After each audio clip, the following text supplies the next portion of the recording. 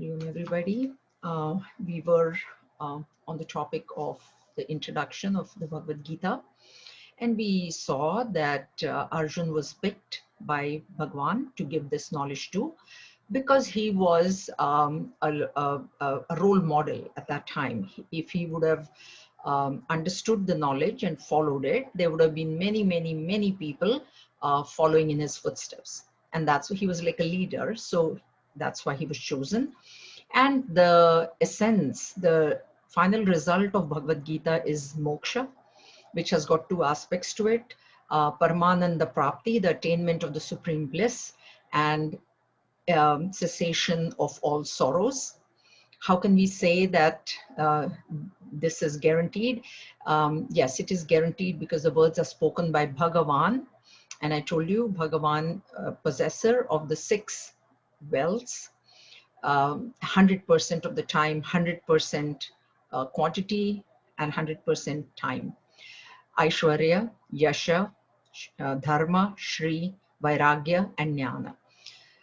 How does Gita propose to take us to this final goal of liberation? It is through two dharmas, and dharma here means a way of living. So Bhagavad Gita will give us pravritti lakshana dharma and nivrutti lakshana dharma. Dharma meaning way of life, lakshana characteristic. So characteristics of engagement, which is pravritti, and characteristic of withdrawal, which is nivrutti. As long as we have desires in our mind, and yeah, we have desires because the birth has happened. So as long as the desires are there, as long as I think that the world is real, as long as I think that this world can fulfill my desires, we must engage in action, because there is no other way of fulfilling desires without action, without performing action. So action is a must, it becomes a must. And if action is a must, then how should I perform that action? That is what Bhagavad Gita will tell us. How do I perform the action? In which way do I perform an action? Now, not an action, every action. Question arises, why should I perform it with that attitude? So the one reason is that if you want to reach the promised goal, then it becomes necessary that we do action as per the injunctions given in the Bhagavad Gita, because by doing it, we can very smoothly transition into nivrutti dharma. And nivrutti is withdrawal. Why should I go into withdrawal? I can just remain engaged in action all my life, because that is not going to be possible, because the body is going to not be able to do things that it was capable of doing in its younger days. Second is, you may want to work, but your employer is going to let you go at some point in time. So it is not possible for someone to say that I never will need to go into withdrawal.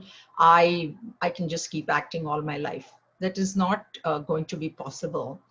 And the transition should be very smooth. There should not be pain. We all, most of us, we are retired, and those who are not retired are on the way to retirement. So this withdrawal, when it comes, it should be as smooth as an autumn leaf falling off of the tree. So when you walk out on the streets, there's just a very light breeze and the leaves are just falling very easily. There is no pain to the leaf and there is no pain to the tree. And that is how this withdrawal has to come about, from pravritti into nivritti. So when this transition becomes very smooth, very painless, there is no agitation at all, it indicates a quietness of the mind. And in that quietude, in that quiet mind, knowledge will arise easily. And this knowledge, when it arises, it will lead to sannyas, which brings us to sannyas, from pravritti, engagement, into nivrutti, withdrawal, into sannyas. So the question is, what exactly is sannyas? Do we need to take on orange clothes to be a sannyasi? No, there is nothing external about sannyas. The word sannyas divides again has got two syllables. Samyak nyasa. Samyak, very well. Nyasa, placement. We say shilanyas. There's a word shilanyas. You know, they lay the foundation stone when a building is to be built. So it's a placement. Nyas is a placement. So sannyasa is a proper placement. Question is, what is it a proper placement of? It is a proper placement of my identity. In the Pravritti Lakshana Dharma, when I thought I was a mother, I'm a father, I have to feed my family, I have to pay a mortgage, I have to work for my employer, I had many, many identities. A friend, I was a friend to somebody, I was an enemy to somebody, I was an employer, I was an employee to somebody, I was a parent, I was a child, I was a brother, I was many identities I have. From all those identities, were they my real identities? They cannot be our real identities, because I'm a wife only as long as the husband is there. I'm a spouse as long as the spouse is there. When the spouse is not there, I lose my status of spouse. So my friend, I remember my mom's friend telling me, because she passed on very recently, and she said, you know, I have no friends left, because all her friends had died. So the status of being a friend, she said, I am not a friend to anybody. All my friends are gone. So no matter what identity you have in the Pravritti Lakshana Dharma, one by one, these identities are going to drop. And then in that Nivrutti Dharma, we need to start thinking. That is what Nivrutti Dharma is meant for, is to think, okay, I was a wife, but now I'm no longer a wife. I was a friend, but now I'm no longer, I was an enemy, even that is an identity, but my enemy died now. Now I'm not an enemy to anybody. So all these, all these identities have dropped off. Now, who am I now? What am I? And that's when we need to have a correct understanding of where I should place my identity. And when I place it correctly, then I am a sannyasi. Then I have gotten sannyas. Now, with sannyas, it's a proper placement. That proper placement also has two aspects to it. One is withdrawal from the conditionings. So the first thing to do, because all these identities that I had were in relation to my body. I was a wife because body, I was a mother because of body, I was a friend, I was an enemy, employee, whatever that identity I had was because of the body. And now in sannyas, what I need to do is to withdraw from the body, withdraw from the upadhi. And withdrawal from upadhi or conditioning or body is not a physical destruction of the body. There is no physical destruction. This is all in the mind. So when I start withdrawing, when I have done my pravritti lakshana dharma correctly, and then moved on smoothly to nivritti, that's when these thoughts will start coming. That's when I will know that I need to withdraw. I'm not this body, mind, intellect equipment that I thought I was, but I'm not. Okay, if I'm not this, then what am I? Am I nothing? Because all my life I thought this was it.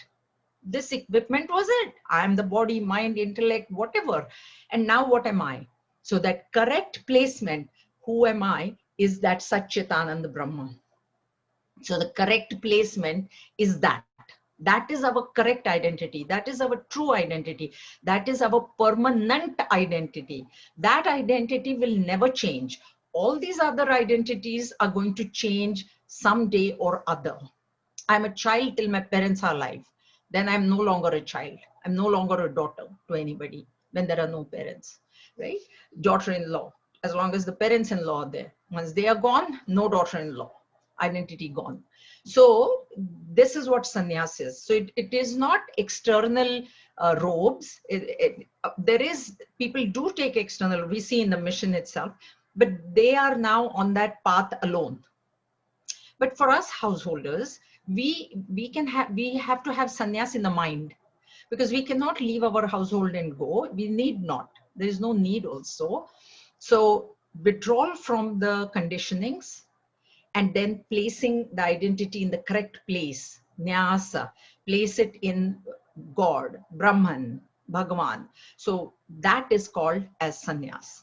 And that placing, once I place my correct identity, it's moksha. That is how Bhagavan does it. Okay, this is how Bhagavad Gita will tell us. Now, Pravritti Lakshana is to be done by certain rules, which are again called as dharma. And whenever this dharma, no, before that, one thing in chapter 18 last, Bhagavan has said a verse, which I think we most of you will know. Sarva dharman parityajya mamekam sharanam vraja. Sarva dharman, their dharma is also again misunderstood. There are people who think that Bhagavan is saying, leave your Christian dharma, leave your Muslim dharma, leave your Jewish whatever dharma, and then come to me. And people take objection on that verse.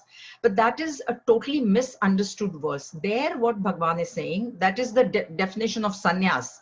Sarva dharman parityaja. Parityaja, all round renunciation. Pari, all round. Tyaja, renunciation. So all round renunciation of all dharmas, and their dharma means dharma of the body. What is the dharma of the body? Is to change. The 6 changes, the 6 modifications that are happening. Asti, jayate, mriyate, pariniyate. So there is existence, there is birth, there is growth, there is change, there is decay, and finally there is death. So these 6 changes are the dharma of the body. And the dharma of the mind is kama, krodha, mada, matsara, matsarya, lobha. So the 6 shadripus are the dharma of the mind. So when Bhagavan is saying sarva dharman parityaja, disidentify from the body and the mind intellect.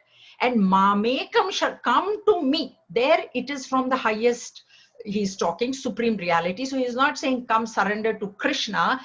Come and place your identity in me, in the supreme reality. That is the definition of sannyas. So sarva dharman parityajya mamekam sharanam vraja aham tva sarva papebhyah mahashucha. Sarva dharman parityajya. He says, don't grieve. Don't grieve.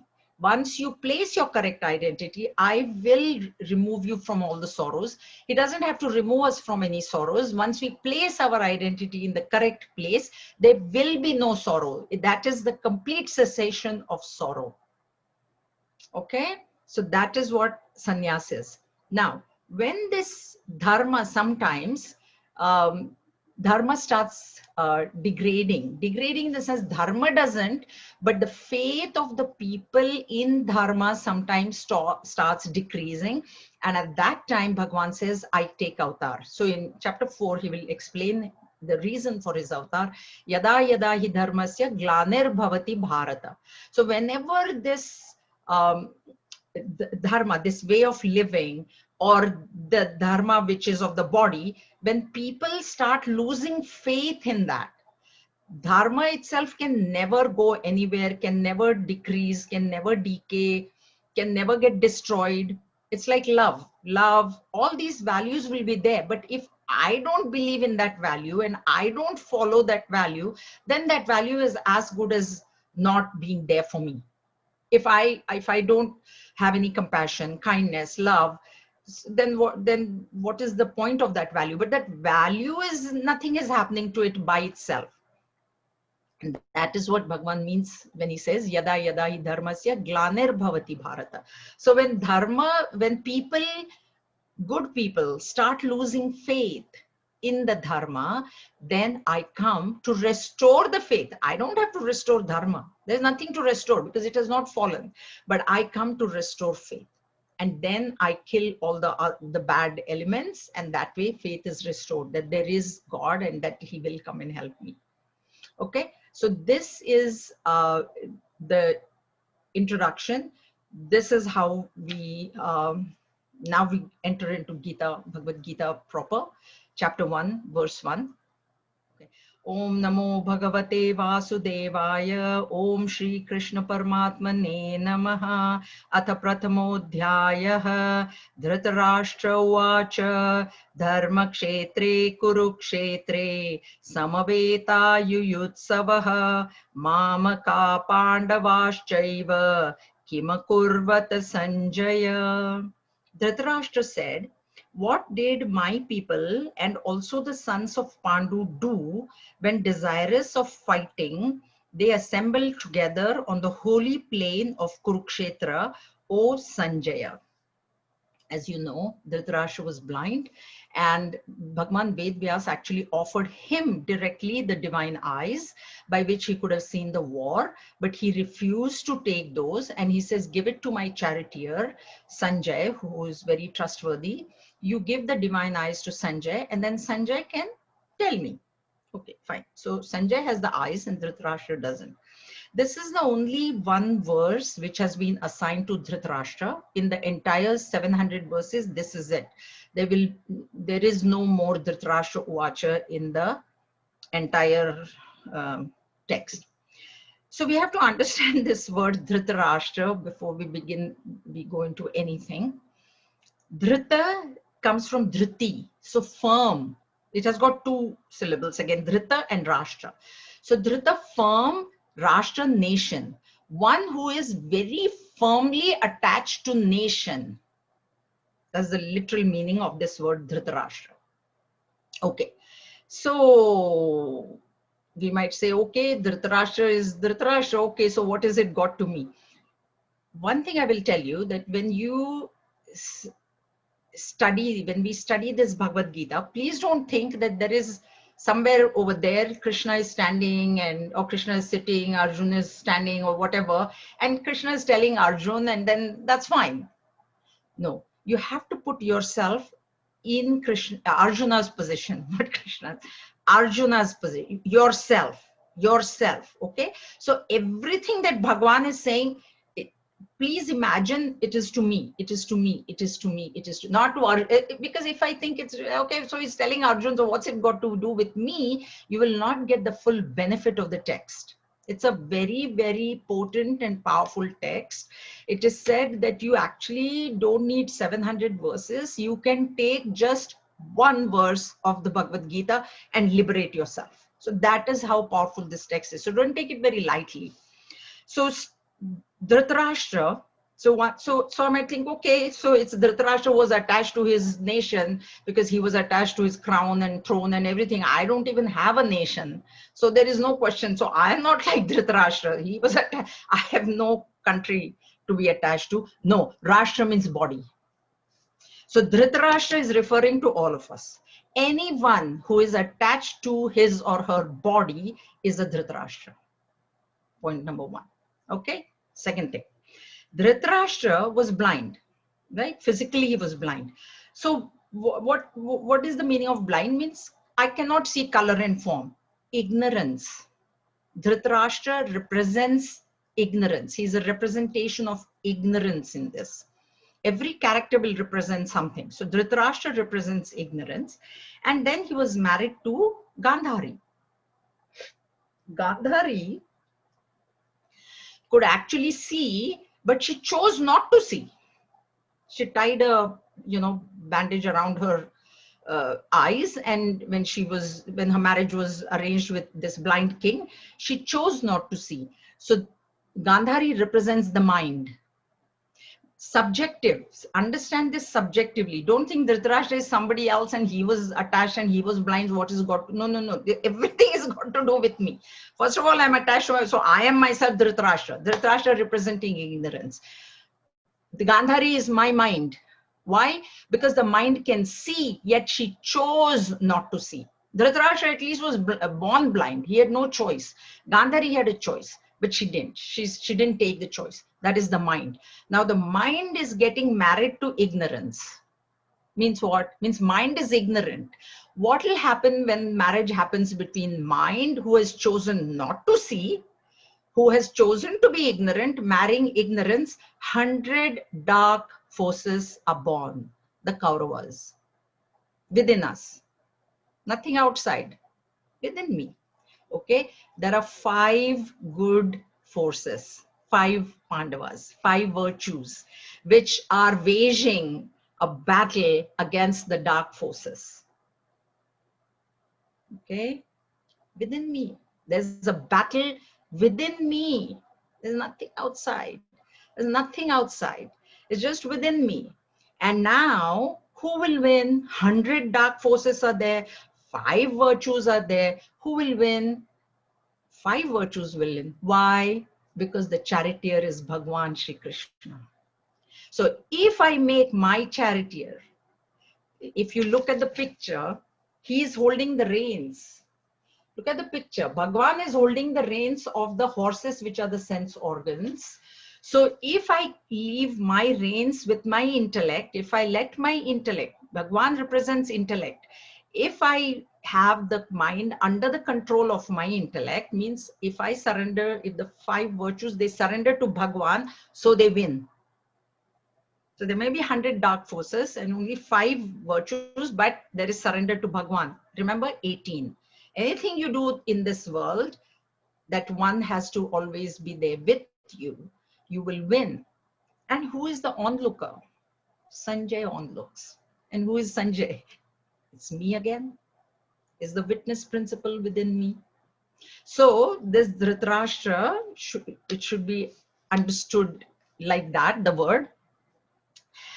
At the end of Bhagavad Gita, in the 18th chapter, we see the effect that Bhagavad Gita, the 18 chapters had on Arjun. Because he says, Nashto moha smritir labdva. He says, my delusion is gone and I have remembered, I remember who I actually am. What is my real identity? I have remembered. And the reason he says he remembers is because it is not like he gained it. He was already that, and he had forgotten in his delusion what he was, and then he got it. He remembered it. There is no comment about what happened to Dhritarashtra. So, which means that even after listening to the 18 chapters, nothing happened to him. He just remained ignorant as he was. There was no. It was like pouring water on an upside down bucket. So the water never went in. All right. Dhritarashtra Vacha. That's it. This is the one. Dharma kshetre, dharma. It begins with the word dharma. And if you look at the last verse, verse 72 of chapter 18, the last word of that verse is mama. So dharma, first word, mama, last word of Bhagavad Gita, mama dharma. Bhagavad Gita talks about my dharma. What is my real dharma? What is my dharma? That is the whole essence of Bhagavad Gita. Mama dharma. Okay. Dharma kshetre. Kshetra field. A field of dharma where righteous people, dharma kshetra is a field where yogis do penance. That is why it's dharma kshetra. Dharma kshetra is where yogis do penance.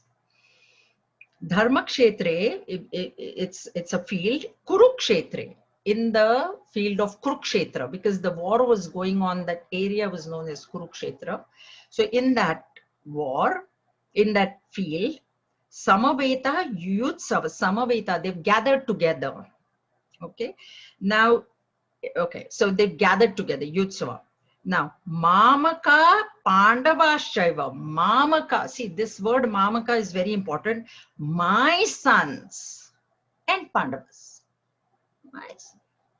Were Pandavas not his own sons as well? His brother's children? They were a joint family. Why couldn't he have said, what are my children doing? My children would have been appropriate. No. That is what we do. My child. So I'm worried about my child and my grandchild, but somebody else's child and grandchild, it's okay. No worries. Dhritarashtra. That is Dhritarashtra. Attachment, extreme attachment. So my children and Pandavas, Kima Kurvata Sanjaya. What did my people, see, Kim Akurvat, the word, this word is Kim, ma with a half ma, Kim Akurvat. And if you see the translation, what did my people did? What is did? Past tense. Okay, understand this. This is very important. Akurvat in Sanskrit grammar, when you add if it's not a prefix, where prefix you add it, the meaning becomes opposite. When you add it's past tense. The tense is past tense. So on the surface, this looks like a very simple question. It is. On the field, what are my children? Okay, my children is indicating attachment, but my children and Pandavas, what are they doing? Okay, Dhritarashtra is a character of tamasic attachment. This is a characteristic of tamasic attachment. When I say my, that is attachment of tamasic nature to inert things. We'll talk about that more. So on the surface of it, it's a very, very simple question. But if you really think about it, now think, Dhritarashtra is the king. Okay, war is happening some distance away from the palace, of course. But don't you think that there were messengers who were coming and reporting to Dhritarashtra what exactly was happening on the battlefield? You think no, there was no connection? There was only Sanjay? No, there were messengers who were coming to him and giving him a report of what was happening on a daily basis. So what is and in the past tense, so that means some days of the war have gone by, because what did my people, not what are my people doing right now, tell me, or what have they already done? So this question is not asked on the first day of the war. It is actually asked a little bit later. And to know why this question was asked like that, we have to go back one day, we do a flashback one day before the war. So what is happening is, tomorrow the war is going to start, and tonight in the evening, the Pandavas are sitting with Bhagwan Shri Krishna, discussing the strategy of the first day of the war, because that's what they would do every evening, right? So tomorrow the war is going to start, and how are we going to do, and this, that, etc. Sanjay walks in at that time. Sanjay is sent by Dhritarashtra with a message for the Pandavas. And I've already told you that the Pandava and the Kaurava army, they were all friends and brothers and cousins and all. So when the war, the last conch was at sunset, when it was blown and people couldn't sing, then at night they ate dinner together, they talked, etc. So this is before the war. Sanjay walks in with a message. He says, I have a message for you from the king. And of course the Pandavas say, oh, Uncle Dhritarashtra has sent a message, so please tell us. And the message begins by saying that the king says that, my children are useless. This is how the message begins. My kids, no good. They're not listening to me. But you Pandavas are very good. You are my good children. So do you, now the whole message is chapter 1 through Arjuna's mouth. So I'm not going to go into the message. The entire message will come when we explain chapter 1, when we go ahead. But right now he's saying that my children are not good. They are not listening to me. But you are my good children. So I am asking you, do you think this war is necessary? This is the message. Okay. So, yeah, because there'll be so much destruction. That is what now Arjun will say. So there'll be so much destruction. All the people will die, and this will happen, that will happen, etc. And I cannot tell my children anything. They won't listen to me. But you are good. You are my good children. So now how many people heard this? 6 people heard this message, right? 5 Pandavas and Bhagwan Shri Krishna. Bhagwan is Bhagwan. So the minute he hears the message, he tells Sanjay, there is going to be a war. It will start tomorrow, and you can go tell the king. And he immediately disperses. Sanjay also is let go, and all the Pandavas, he says, that's it, it's time for bed, just go to bed, we have to get up in the morning and go. Okay, fine. So all of them disperse. Now, when you hear something, when there are many people listening to it, each person hears it or has an effect on his mind in a different way as per his personality. So the Bhagwan is Bhagwan. So there was no effect on Bhagwan. That's why even Yudhishthir didn't have to reply. Bhagwan himself replied right away and sent Sanjay home, telling him there is going to be a war. Now the effect that it happened, what effect did this message have on Yudhishthir? Yudhishthir, Yudhi means also firm. So Yudhishthir is one of firm intellect, firm determination. And so when he hears the message, he thinks, no, we have already done a lot of negotiation to avoid this war. And now we have come to the day of the war. So now there is no going back. Because the deliberations, negotiations, as we all know, Bhagwan even asked for just 5 villages. That don't give them their rightfully they should have received their Indraprastha back, their whole kingdom, but okay, that's fine, I'll just give them 5. And Duryodhan refused. So Yudhishthir says there is no going back now, we have done whatever we could, they didn't listen, the war will happen. So he went to sleep, he had nothing to think about. Bhima was the one who had done all his vows, you know, I will drink the blood from somebody's chest and I will break somebody's thigh and all those vows, and if the war doesn't happen, there's no way any one of his vows would be fulfilled. He didn't think, he said nothing doing, my vows have to be fulfilled, I am not thinking war is going to happen. So he went to sleep, there was no problem. Nakul and Sahadev are the younger ones, the younger two. They are completely surrendered to the oldest brother. So they had nothing to think. They said, okay, big brother says fight, we'll fight. If big brother says don't fight, we won't fight. So they had nothing to think either. So they also went to sleep. They said, we'll see what big brother does. Arjun is the one who is the problem. Because he's in the middle. He's the middle. That is us. That is us. Neither do we have the firm conviction that Yudhishthir had, and neither do we have the surrender that Nakul and Sahadev had. So neither do we surrender completely, nor is our intellect completely, mature to know what is right and what is wrong, and therefore we get caught in the middle, to do or not to do. And Arjun started thinking. This is what Arjun did, because he couldn't surrender and he didn't have that firm conviction. So in the morning, that will come as well. So this message was sent for Arjun specifically. See, a person who is very much attached, this is what tamasic attachment does. By hook or by crook, he is going to try to maintain his position. Okay, so his crown and throne all would have been saved if there was no war. And that's what he was trying to demoralize Arjun, because he knew that Arjun is the main cause for them winning the war. Arjun was the bravest among, everybody was brave, but Arjun had his own special powers. That is why I told you Arjun was chosen by Bhagwan to tell this Bhagavad Gita.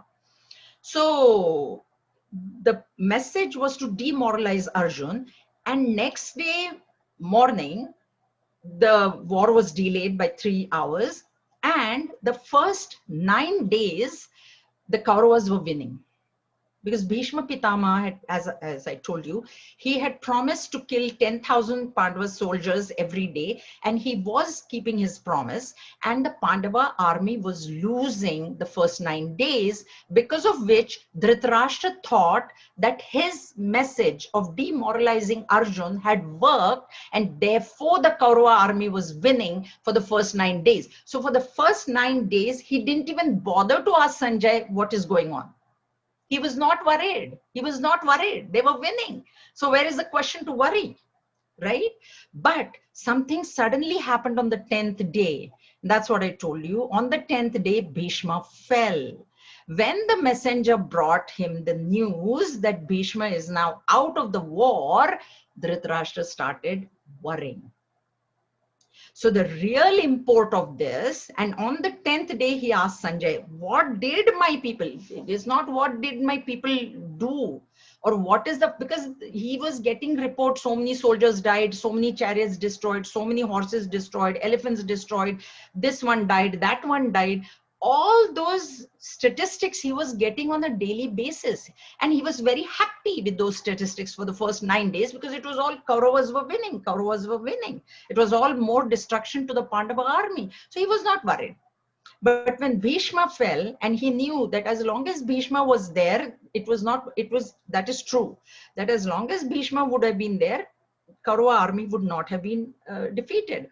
And so on the 10th day, this question is, I had sent the message to demoralize Arjun, and I had demoralized him because for the first 9 days, the Pandavas were losing. What is the cause that his inspiration has come back?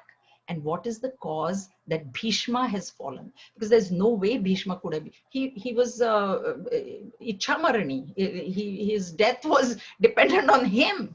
So nobody could kill him unless he willed it, right? So the real import of this verse is a very important verse. The real import of this verse is, what has happened that Bhishma has fallen? Not what they are doing, what my sons are doing, what Pandavas are doing, not that. What is it that Bhishma has fallen? Now, in this whole situation, there's one thing that Dhritarashtra forgot. And what he forgot was the presence of Bhagavan Shri Krishna. That he forgot. See, he sent a message to demoralize Arjun, but he doesn't know that Bhagavan is standing in between, and Bhagavan is standing on his side. He's his charioteer, right? That he forgot. So what happened was, though Arjun was demoralized, and that's what we will see in this chapter, Arjun was demoralized. At the end of this chapter, Arjun is actually crying, which is very much unlike him. He's actually crying, and now all of a sudden, how come Bhishma has fallen? In 10 days, Bhishma fell. And therefore, this Bhagavad Gita is on the 10th day, and therefore it is in the middle of the Mahabharata war. It was actually told, it was actually told on the first day of the war. But what we are studying, it happened on the 10th day, because there is Sanjay Vacha in this, Dhritarashtra Vacha. So when the dialogue happened, it only happened between Arjun and Bhagwan. There was no Sanjay there. There was no, Sanjay could not have spoken in between. Dhritarashtra could not have spoken in between. So the very fact that there is the Dhritarashtra Vacha, and the very fact that Sanjay Vacha is also going to come later on, tells us that this is not what we are listening. This report of Bhagavad Gita, we are listening, it happened on the 10th day, not on the first day of the war. Okay, that's why Madhye Mahabharata. Now, Dhritarashtra, I told you, is a representation of tamasic attachment. Attachment also is of 3 kinds, and we will see those 3 attachments. There are quite a few people who think that chapter 1 is nothing. That is what they think. They say, oh, I myself was told, why are you even bothering with chapter 1 in class previously when I was taking? Let's just start with chapter 2. You will not understand Bhagavad Gita if you start with chapter 2. You have to have, this is the foundation. Chapter 1 is the foundation of the entire 17 chapters after. Can you build a house or a building without pouring concrete underground for foundation? You cannot have a building without the foundation. So you cannot understand Bhagavad Gita without this background of chapter 1. Okay? Dhritarashtra, there are 3 characters here, Dhritarashtra, Duryodhan, and Arjun. And these 3 are representation of tamasic, rajasic, and sattvic attachments. And that is what we have to learn here. So Dhritarashtra, he was attached to his throne. He was blind. He knew that he was not fit to be ruling the kingdom. But as circumstances would have had it, his brother died in the forest, and he became king. He was made king. He became king permanently. When he went into forest, he was temporarily king until he comes back. But then the Pandava's father, Pandu, King Pandu, died. He was the king actually. And now Dhritarashtra got attached to this nation or this throne, which are inert.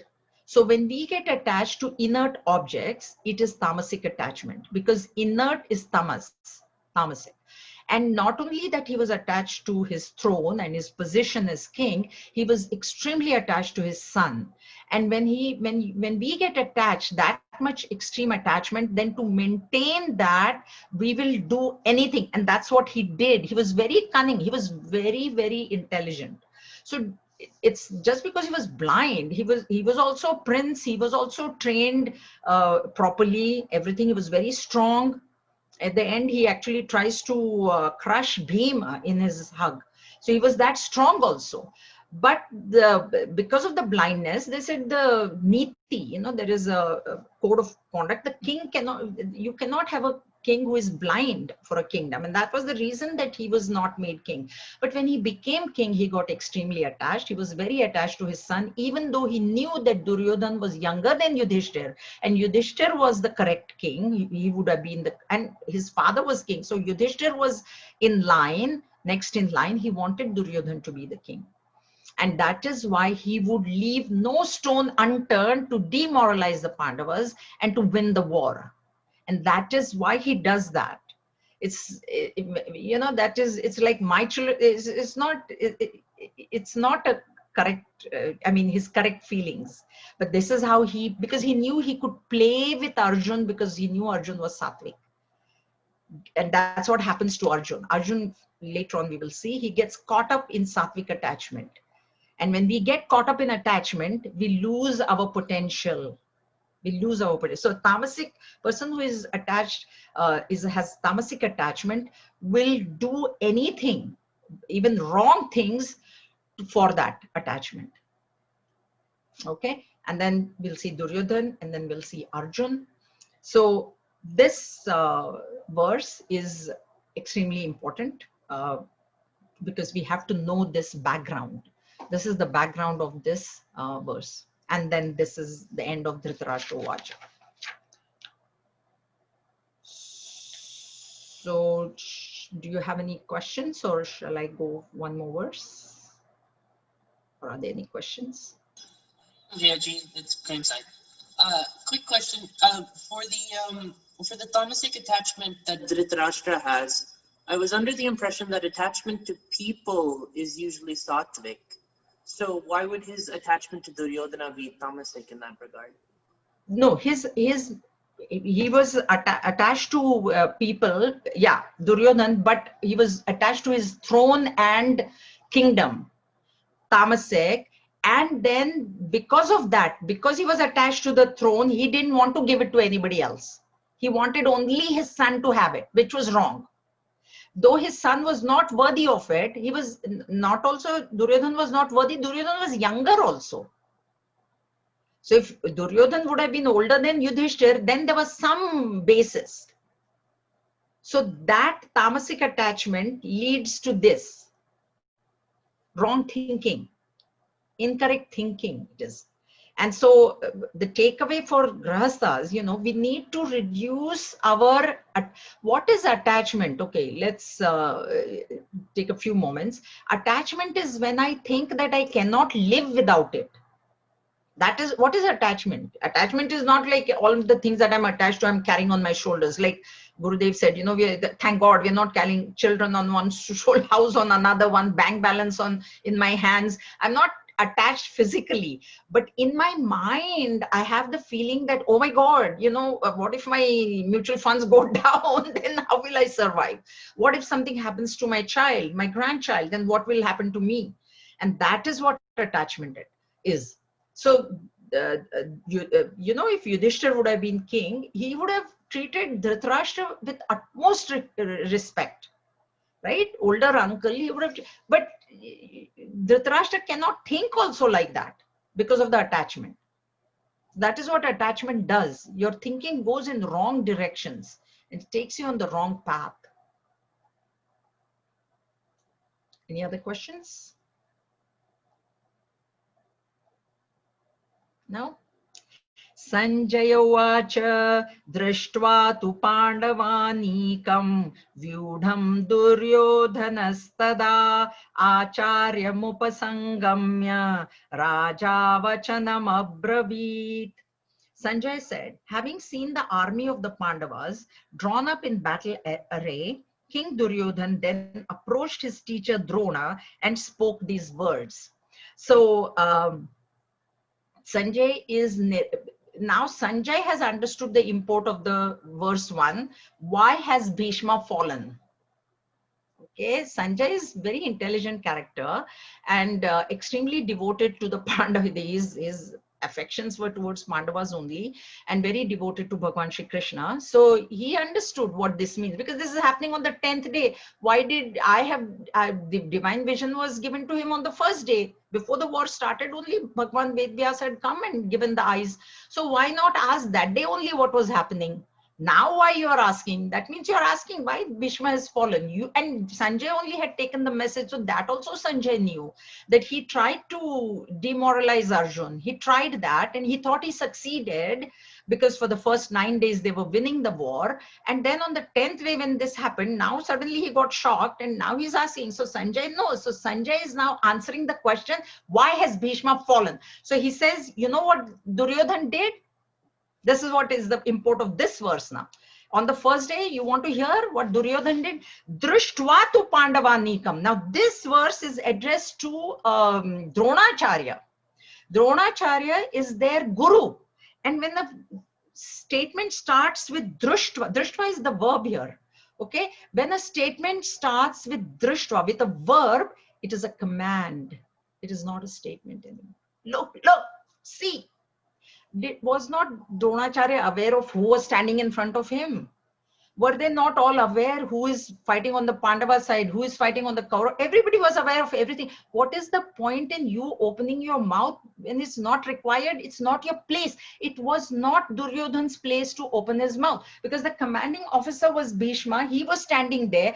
His right-hand man is Dronacharya. There is Kripacharya. There are all these other people who are more senior to you, and you had no reason to open your mouth. Rajasic attachment. This is Rajas. Rajas will make you talk when it is not necessary to talk. You can't keep quiet. So you'll talk and you'll talk wrong. Another problem that is also okay if you talk correct is one thing, you know. Drishtva tu Pandava Anikam. Anika is army. So he's telling Dronacharya, look at the Pandava army. Are, am I not looking? Am I not standing here in front and seeing it? Don't I know how many divisions they have? Don't I know which kings this thing? So when a student speaks like that to the guru, what happens to the guru? The guru is demoralized. Point here is you are asking why Bhishma fell. Your own son went and insulted the guru. Understand? This is what is being. Drishtva tu Pandavanikam. Look at the army. Vyudham Duryodhanas tatha. So drawn up in battle array, said Duryodhan, right?